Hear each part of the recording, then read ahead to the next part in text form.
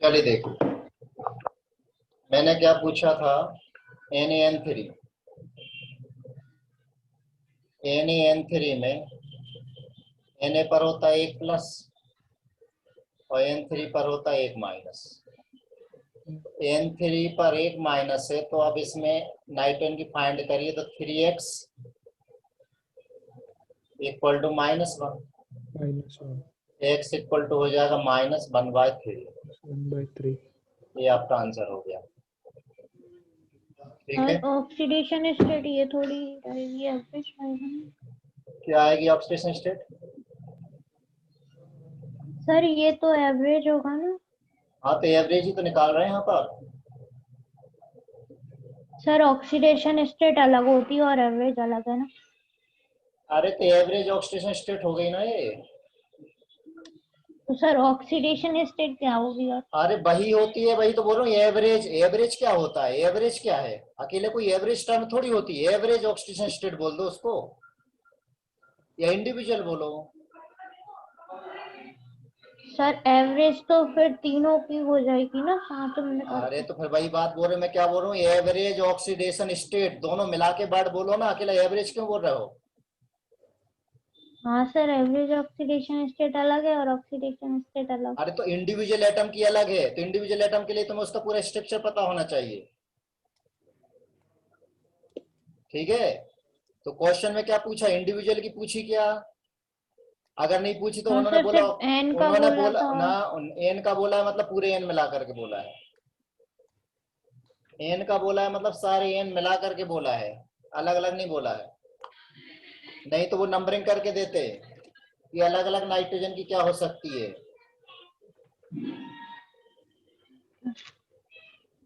ठीक, हाँ सर। समझ में आई बात मैं क्या बोल रहा हूँ? हाँ सर। क्या बोल रहा हूँ मैं? देखो, उसमें यदि एक एक का पूछा होता तो हाँ नंबर दे दूंगी। तो अलग अलग, तो एक तो होती है देखो ऑक्सीडेशन स्टेट, एक होता है ऑक्सीडेशन नंबर। दोनों में थोड़ा सा माइनर डिफरेंस है। ऑक्सीडेशन स्टेट को मैं OH से रिप्रेजेंट कर रहा हूँ। तो ऑक्सीडेशन स्टेट यानी किसके लिए है? ए ऑक्सीडेशन स्टेट यानी इंडिविजुअल, इंडिविजुअल के लिए। और ऑक्सीडेशन नंबर, ऑक्सीडेशन नंबर, ये ऑक्सीडेशन नंबर क्या होती है एक्चुअल में? एवरेज। तो अगर कुछ भी नहीं दिया है तो ऑक्सीडेशन स्टेट ही एवरेज पूछते हैं फिर। ठीक है ना, तुम्हारे लेवल पे उसमें डिफरेंस नहीं है, अदरवाइज ये माइनर डिफरेंस है। तो इंडिविजुअल कभी भी नॉट फ्रैक्शनल, ये कभी भी फ्रैक्शनल नहीं होगी,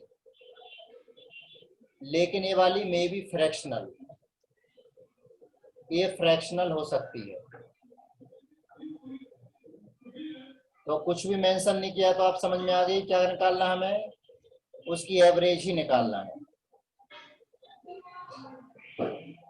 अब इसमें देखिए क्वेश्चन ले लेते हैं, जैसे मान लीजिए Pb3O4 दिया हुआ है। अब ऐसे पूछा calculate percentage of Pb+2 and Pb+4। तो Pb3O4 हमें मालूम है इसका स्ट्रक्चर क्या होता है, कंपोजिशन क्या होता है, 2PbO डॉट PbO2। तो Pb+ वाले कितने एटम है? 2 एटम है आउट ऑफ 3, ये परसेंटेज हो गया। Pb+4 वाले कितने एटम है? एक ही एटम है, कितने में से? 3 में से, इसका परसेंटेज हो गया। जैसे अगर पूछे कि calculate percentage of Fe+2 and Fe+3n Fe3O4 find करना है, कैसे फाइंड करोगे? कैसे फाइंड करें? तो इसका कंपोजिशन क्या है, कंपोजिशन बताइए। Fe3O4 यानी ये होता है FeO डॉट Fe2O3। इसमें Fe पर +2 स्टेट है, Fe पर +3 है। तो +2 वाला एक ही एटम है, +2 वाला इसमें एक ही एटम है, तो एक टोटल आयरन एटम है 3 × 100। और +3 वाले कितने एटम है? +3 वाले 2 एटम हैं, कितने में से? 3 में से, तो इसका परसेंटेज आ गया। क्या ये बात क्लियर हुई? तो अब देखना एवरेज जो निकाली हमने, इसमें कभी भी ध्यान रखना कि जैसे हमने यहाँ पर एवरेज फाइंड की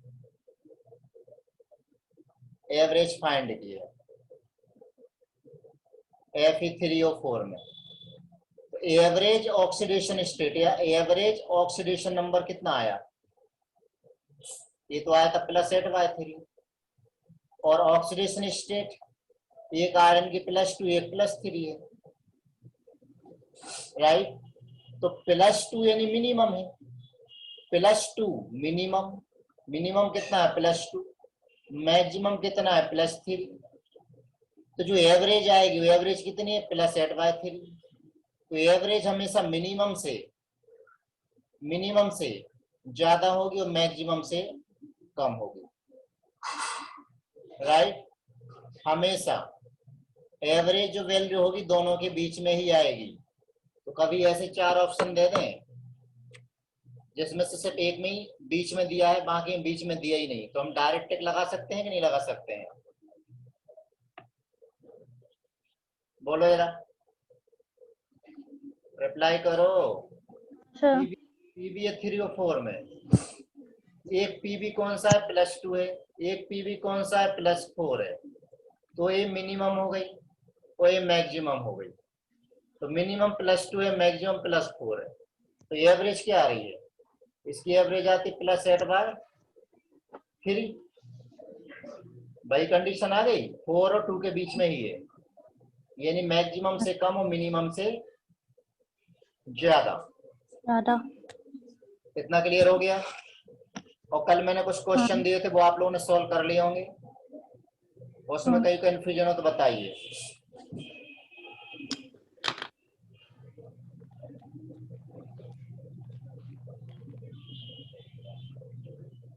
पूछ लिया था सर मैंने। पूछ लिया था, ठीक है। अब इसी में जब आप 12th में आओगे तो इसी में एक टाइप का क्वेश्चन मिलेगा,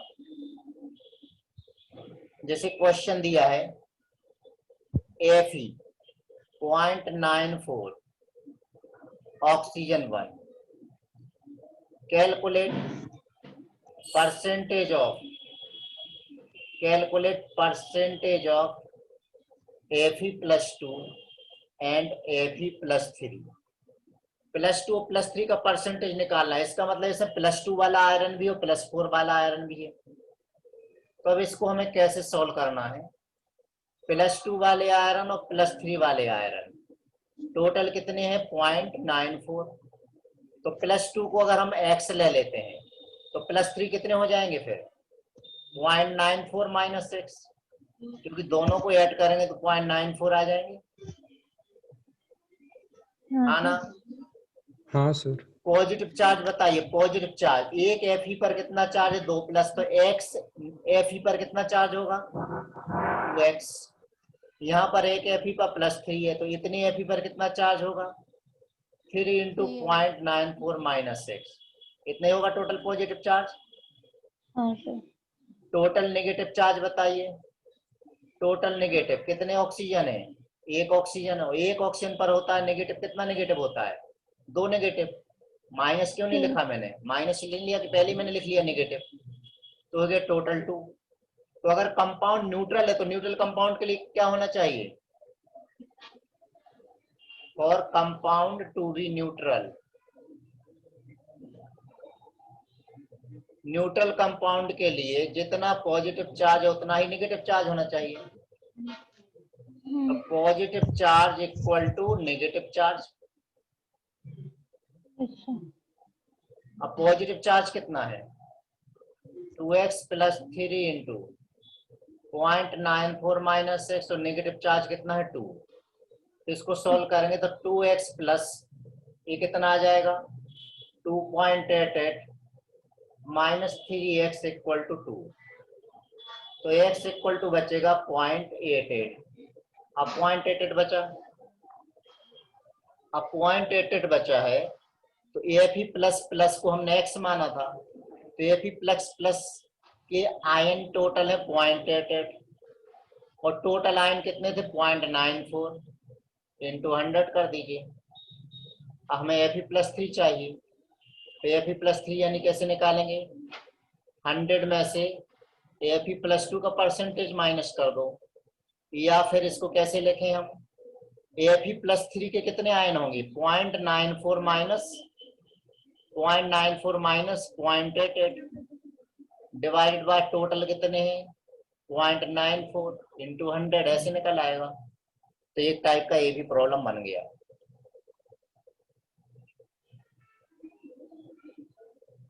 आई बात समझ में? Yes sir. हाँ sir. Yes sir. Next type का प्रॉब्लम देखिए। नेक्स्ट क्वेश्चन है,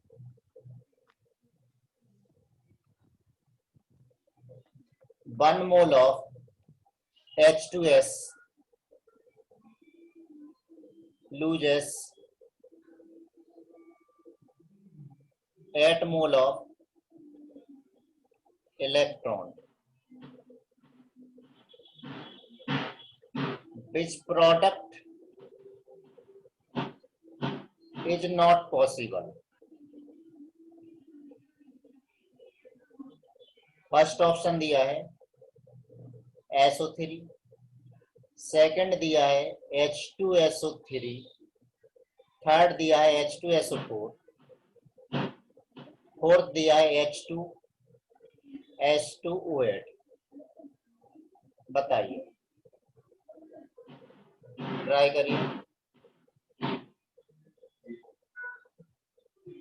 और एक और ले ले ऑप्शन। फिफ्थ दिया है, फिफ्थ दिया है पॉसिबल ले लो, नॉट हटा दो, फिफ्थ छोड़ दो, नॉट हटा दो यहां से। अब इस टाइप की प्रॉब्लम कैसे करना है, तो H2S से पहले तो मुझे बताइए सल्फर के ऑक्सीडेशन नंबर क्या है, -2 है। अब अगर वो 10 इलेक्ट्रॉन लूज करेगा, कितने, सॉरी 8 इलेक्ट्रॉन लूज करेगा। अब हमें यहाँ पर चार्ज बैलेंस करना है, तो लेफ्ट हैंड साइड में तो -2 है, राइट हैंड साइड में -8 है, तो दोनों तरफ बराबर होना चाहिए। तो इस सल्फर के ऊपर कितना चार्ज आए कि दोनों तरफ चार्ज बराबर हो जाए, 6 प्लस का माइनस का, प्लस का 6। +6, राइट। यानी सल्फर किस में चेंज हुआ, +6 में चेंज हुआ है। अब आप ऑक्सीडेशन नंबर चेक करिए, यहाँ पर सल्फर की +6 है, यहाँ सल्फर की +4, यहाँ सल्फर की +6 और यहाँ भी सल्फर की +6 है। तो आंसर A, C और D। क्या समझ में आया? Yes sir. क्वेश्चन है 1 mole of K2Cr2O7 gains 6 mole of electron. Find oxidation state of chromium in product.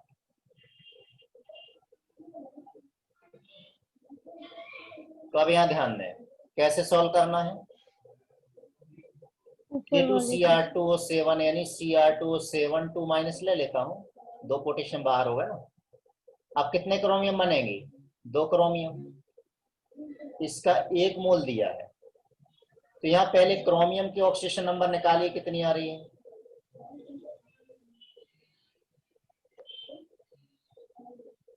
तो इसने 6 इलेक्ट्रॉन लिए, बताइए कितनी आएगी, रिप्लाई आपको ही करना है।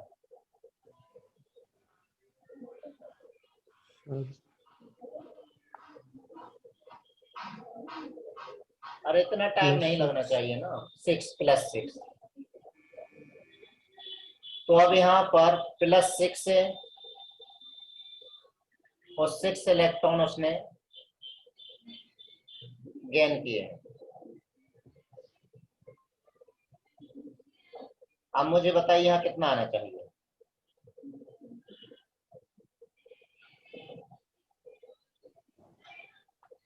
12। गलत। एक क्रोमियम पर बेटा +6 है, तो यहाँ 2 क्रोमियम है, तो यहाँ 2 क्रोमियम है, तो 2 क्रोमियम पर कितना हो गया, इतना, और 6 इलेक्ट्रॉन इसने लिए। तो अब यहाँ पर नेट कितना चार्ज बचा,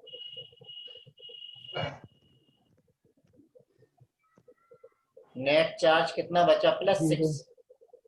अरे प्लस। अरे भैया टोटल 12 प्लस हो गए हाँ ना। +6। हाँ हाँ सर, हाँ अब सर। इशिका हाँ सर। कुछ बोलो, समझ में आ रहा है? हाँ सर, आ रहा है धीरे धीरे। धीरे धीरे नहीं, तेज चलना है। अब लोग बोलते हैं ना बहुत तेज चल रहा है तू, बस ऐसे ही। तो अब यहाँ पर CR पर कितना आएगा, 2 से मल्टीप्लाई भी करना है, तो 2 इंटू +3 यानी CR पर +3, तो आंसर क्या हो गया, +3।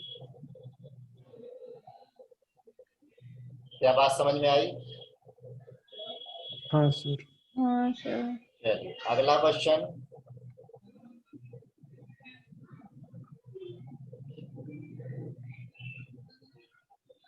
To mole of N2H4 loses 20 mole of electron. Calculate oxidation state of nitrogen in the product.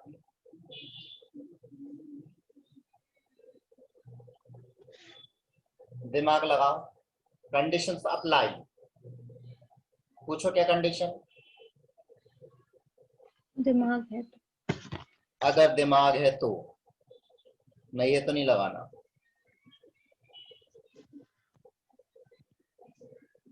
Sir लगा रहे हैं मैंने। चलो लगाओ फिर।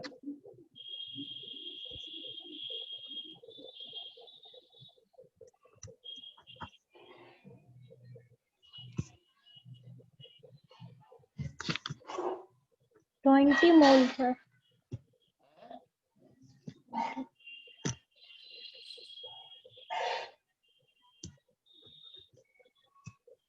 सर लेफ्ट हैंड साइड की तो बन गई।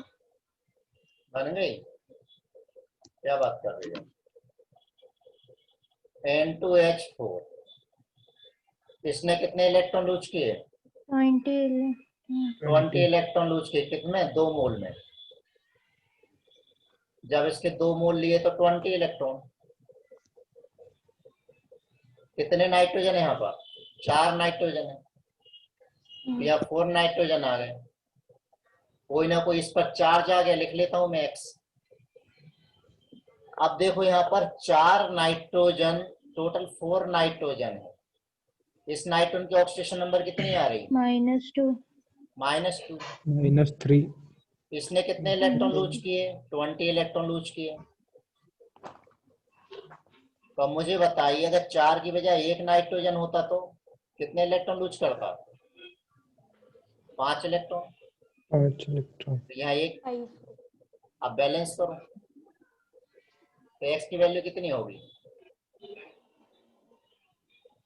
+3। तो आंसर +3। +3। ठीक है ना, क्लियर, यस सर। मजा आ गया। हाँ सर। अगला question.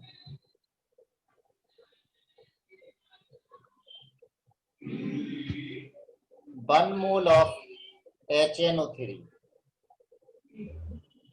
gain 4 mole of electron and form compound P. P में भी P क्या हो सकता है? फर्स्ट ऑप्शन 1 मोल NH3, सेकंड ऑप्शन 1 मोल N2O,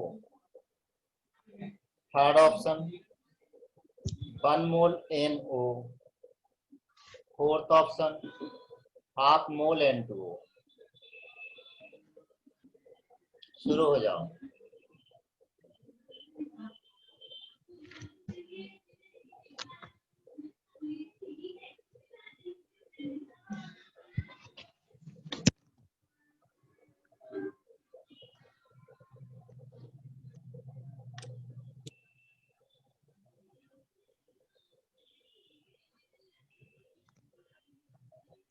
सर कर रहे हैं, 1 मिनट।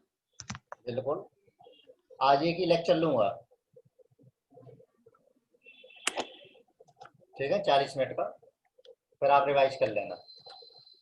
तो टाइम बचे घर पे उसको बॉन्डिंग को रिवाइज करो।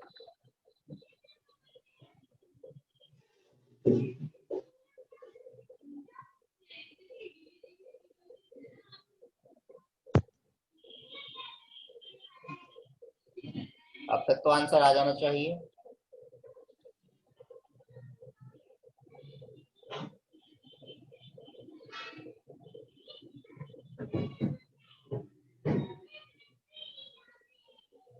Sir 1 mole of NH3। देखते हैं।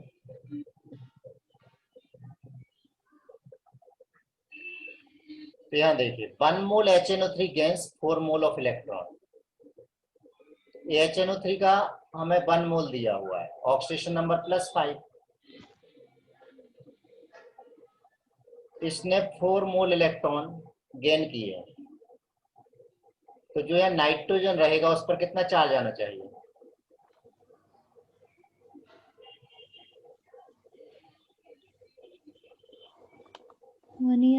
+1। अब ऑप्शन में देखिए, पहला ऑप्शन दिया हमें अमोनिया, तो अमोनिया में तो नाइट्रोजन -3 है, गलत जवाब। 1 मोल N2O में नाइट्रोजन की +1 है, 1 मोल NO में नाइट्रोजन की +2 है, गलत जवाब। और हाफ मोल N2O, यहाँ भी +1। अब देखिए, देखने वाली बात है कि हम अगर हमने एक ही नाइट्रोजन लिया है, एक अकेला नाइट्रोजन अगर हमने यहाँ पर लिया है 1 मोल, तो 1 मोल से 1 मोल N2O कैसे बनेगा? तो इसमें तो नाइट्रोजन के 2 हो गए, इसलिए नहीं होगा। तो अगर हम 1 मोल HNO3 लेंगे, 1 मोल अगर हमने HNO3 लिया, तो ये आधा मोल N2O बना सकता है। नाइट्रोजन बैलेंस हो रहा है, एक नाइट्रोजन से एक नाइट्रोजन। ऐसा नहीं हो सकता कि हमने एक HNO3 लिया और पूरा पूरा 1 मोल N2O बन गया, 1 मोल ले लिया और 1 मोल ए बन गया। क्या पॉसिबल है? नहीं पॉसिबल, क्योंकि जब यहाँ पर नाइट्रोजन का 1 है तो यहाँ पर 2 नाइट्रोजन कैसे बनेंगे? तो ऊपर वाले में एक ही नाइट्रोजन है, 1 मोल में 1 नाइट्रोजन, तो आधा मोल में भी तो मिलाकर के एक ही नाइट्रोजन बचेगा।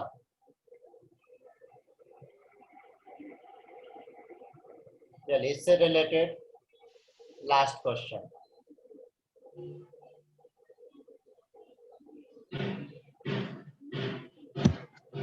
6 मोल of chlorine loses and gains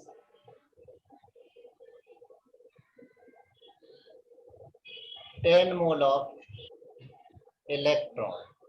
6 mole chlorine है, 10 मोल इलेक्ट्रॉन लूज भी करता है और गेन भी करता है। Find oxidation state of chlorine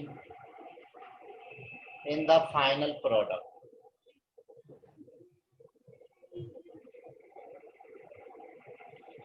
बताओ।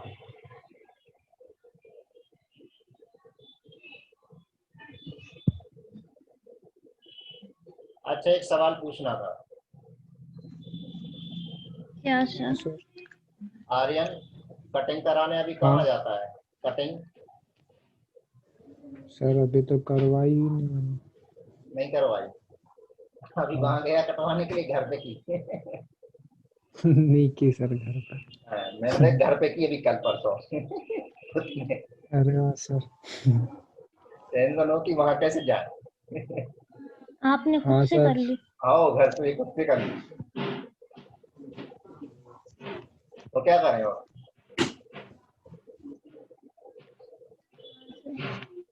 मतलब अभी मार्च से अभी तक मैंने 2 बार की है, एक बार और की थी, एक बार कल की। अब तो सर अच्छा है, वो अरे प्रिकॉशन भी रहता है। प्रिकॉशन जरूरी है ना, अब क्या करें बताओ ना यार, क्लास में तो अपन जा नहीं रहे, वो वहां चले जाए अपन कटिंग कराने। कोरोना हाँ। बैठे ही हुआ है, बोले आओ वेलकम, तुम्हारे लिए बैठे थे। बोले हमें भी थोड़ा केमिस्ट्री सिखा दो, ये जो केमिकल बना रहे हैं वैक्सीन वगैरह, उससे हम कैसे बचें। चलो देखो, अब मुझे सर बताइए। 1 मिनट थोड़ा हाँ, सा।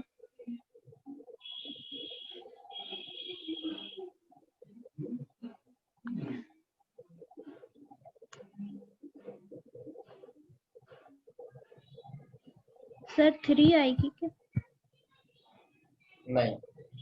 अब यहाँ मुझे बताओ, 6 मोल क्लोरीन है।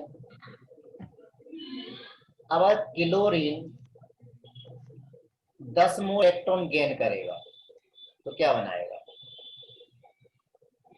क्लोरीन की मिनिमम क्या है? -1। इससे कम हो सकती है? No sir. एक क्लोरीन पर एक माइनस।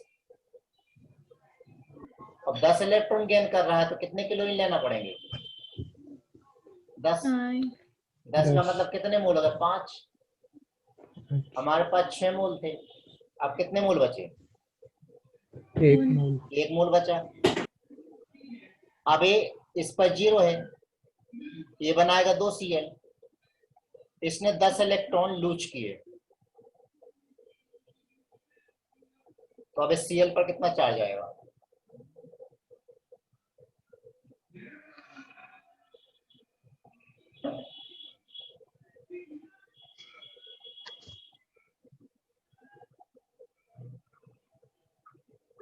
अरे इतना क्या सोच रहा है यार, 2 क्लोरीन है, 2 क्लोरीन, 1 क्लोरीन पर H चार्ज है, टोटल कितना लाना है? 10, तो X = 5।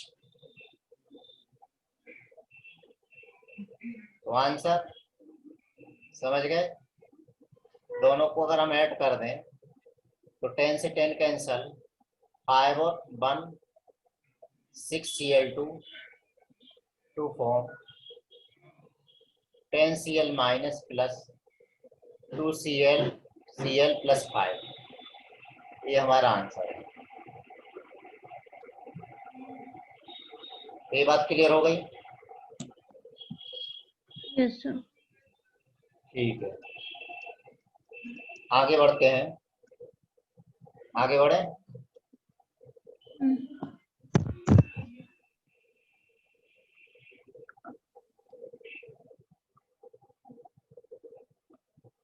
अब हमने जैसे लास्ट लेक्चर में देखा था ऑक्सीडाइजिंग पावर, ऑक्सीडाइजिंग नेचर, ये सब हमने देखा था, और टाइप्स ऑफ रेडॉक्स रिएक्शन भी देखी थी, डिस्प्रोपोर्शनेशन रिएक्शन भी देखी थी, कम प्रोपोर्शनेशन और सिम्प्रोपोर्शनेशन रिएक्शन भी देखी थी। तो डिस्प्रोपोर्शनेशन रिएक्शन में हमने क्या देखा था कि same atom undergo oxidation as well as reduction. Production. ठीक है ना? हाँ। तो अब इसी पे से बेस्ड क्वेश्चन है, which can not undergo disproportionation.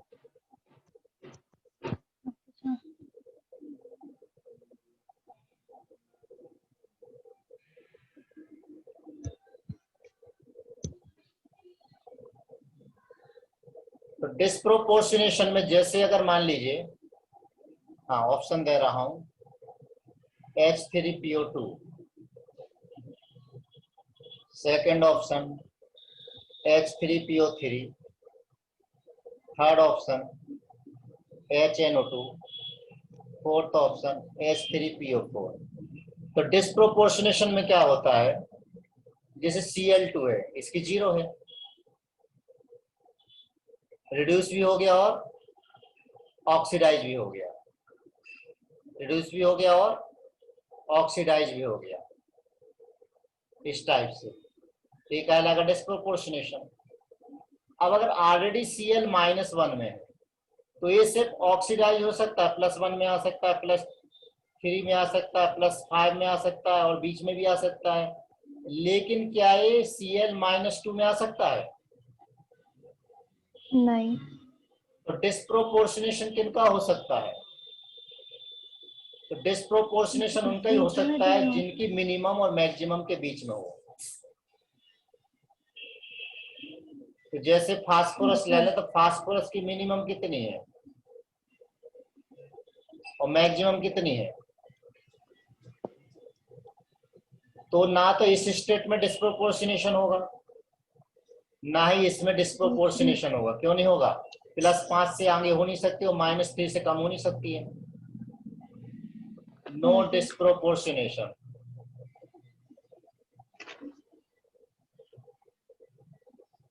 यहां पर भी नो डिस्प्रोपोर्शनेशन।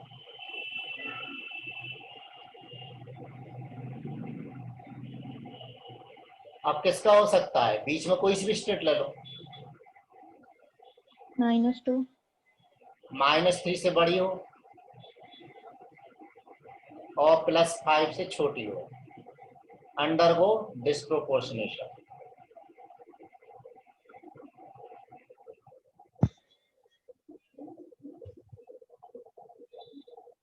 क्लियर?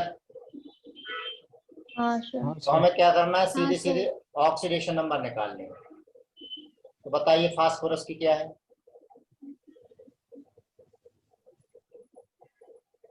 जल्दी निकाले, स्पीडली, ओरली निकालने की कोशिश करो। 1। 1। यहाँ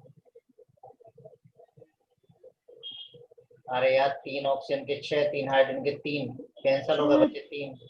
3। नाइट्रोजन के 2 दूनी 4 में से 1 गया तो बचे 3। ऑक्सीजन के 8 में से 3 गए तो कितने बचे? 5। तो 5 यानी हाईएस्ट, मैक्सिमम है तो नहीं होगा। नहीं होगा। बाकी क्या है? इन बिटवीन इनका होगा। पहले का भी हो सकता है, दूसरे का हो सकता है और तीसरे का हो सकता है, लास्ट वाले का नहीं हो सकता। ठीक है, और इसी में ऐड कर लें HClO, HClO2, HClO3, HClO4। अब क्लोरीन बताइए मुझे मिनिमम और मैक्सिमम कितनी है? मिनिमम -1 क्योंकि 7 इलेक्ट्रॉन एक की जरूरत है और मैक्सिमम कितनी? +8, सॉरी +7। तो मैक्सिमम वाले में भी नहीं होगा डिस्प्रोपोर्शनेशन, मिनिमम वाले में भी नहीं होगा। तो मुझे बताइए किन में होगा? जल्दी से सॉल्व करिए। बीच में होगा। हाँ तो बताओ ना किसमें होगा। सब फर्स्ट में हो जाएगा। ठीक है,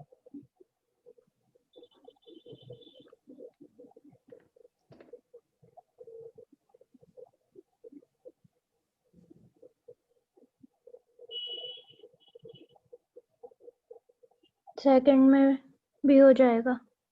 ठीक है।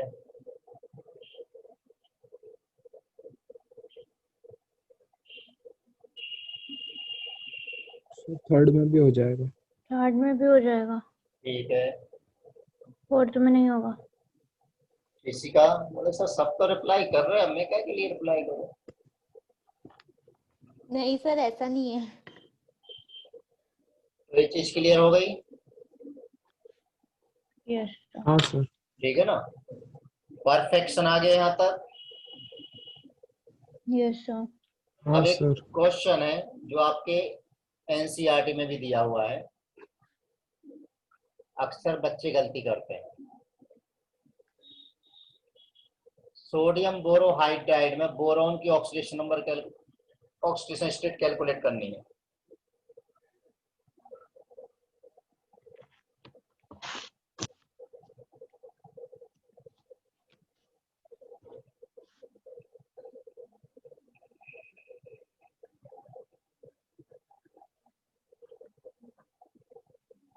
बताएं जल्दी।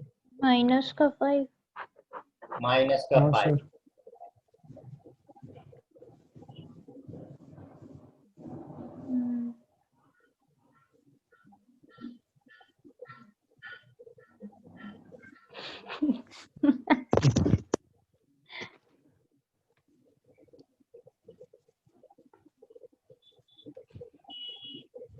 ठीक, अब क्या हो सकता हाँ। है फिर? तुमने हाइड्रोजन की प्लस और ले अब ली। स्ट्रक्चर बना के निकालना ना पड़ेगा। ना ना ना बेबी ना, इलेक्ट्रोनेगेटिविटी ऑफ बोरॉन और हाइड्रोजन में किसकी ज्यादा है? बोरोन की। हाइड्रोजन की ज्यादा है। हाँ। हाँ, सर +3 आ रहा है क्या? +3। ठीक है। सर समझ गए? थोड़ा सा एक और उल्टा स्माइली और बना दो। अब बात समझ में आ गई? तो मैंने हाँ बोला था, सर। देखो हाँ बच्चे सर, अक्सर इसमें गलती कर बैठते हैं। अच्छा मुझे बताइए। हम बच्चे हैं। हाँ, CH2 बदमाश बच्चे, इसमें H2 की हाइड्रोजन की फाइंड करो।